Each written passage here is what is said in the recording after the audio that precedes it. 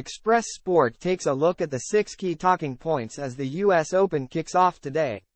The final Grand Slam of the year will start in New York on Monday.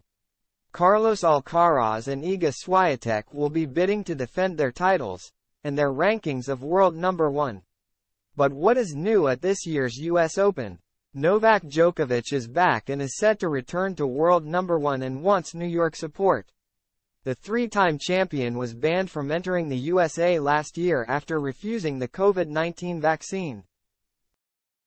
He is guaranteed to go back to the top of the rankings above Carlos Alcaraz by beating Alexander Muller tonight.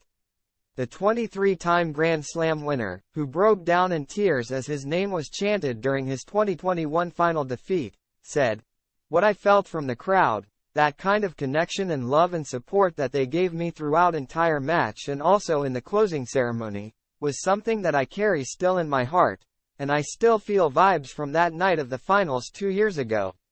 I will try to use that for this year's tournament." Quote. And Caroline Wozniacki is also making her New York comeback. The two-time finalist retired in 2020, but the former world number 1 is making her Grand Slam comeback aged 33 after playing 2 WTA events.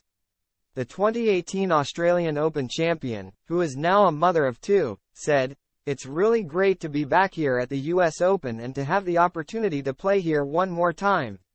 It's pretty special. I have great memories here.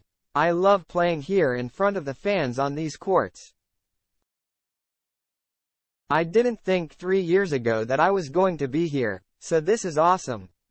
Really excited about it." VAR challenges. Players will have 3 challenges each set to dispute controversial decisions such as double bounces or hindrance calls.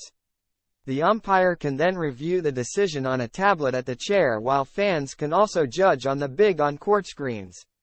The new football-style technology, in addition to the electronic line calling in New York, will only be available this year on the 5 biggest courts at Flushing Meadows. British number 1 Cam Norrie said, "I think it is great. If you have that, you might as well use it. I think there are always 1 or 2 incidents. You will be able to use it if there is a double bounce. It doesn't happen too often, but it would be nice to have it for all courts. I don't know the cost, but it will be nice because it will be fair. People are obviously going to make mistakes, so it will be nice to have that option." New, heavier balls. The US Open is no longer the only major to have different balls for the 2 singles competitions, with the women now using the heavier Wilson balls used by the men. Emma Raducanu benefited from the lighter balls when winning the title in 2021. British number 7 Lily Miyazaki said, "From this year, we're both using the extra duty balls, which are a bit heavier. It suits some players and for me it's worked, so I'm happy.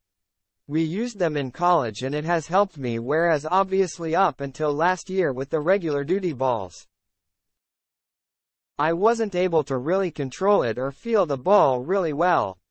Carlos Alcaraz will defend a major title. The Spaniard became the youngest world number 1 when he won here last year in Djokovic's absence, and then beat the Serb in the Wimbledon final.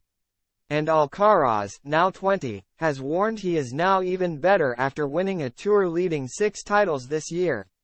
The Wimbledon champion said, "I feel that I am more mature on court. I feel that I am a better player than I was a year ago. I got my first Grand Slam last year, but I feel like I am more mature and I am better." Coco Gauff is the home favorite a year after Serena Williams' emotional retirement. The American teenager has won 2 of her last 3 events after appointing Andy Murray's former coach Brad Gilbert and Per Reba to her team after her first-round defeat at Wimbledon. The world number 6 had lost 7 consecutive matches to Iga Swiatek without winning a set before beating the world number 1 on her way to the Cincinnati Masters title. The American, still 19, said, "August has been a great month for me. I am really excited to go into the rest of this month. Hopefully a little bit into September, as well.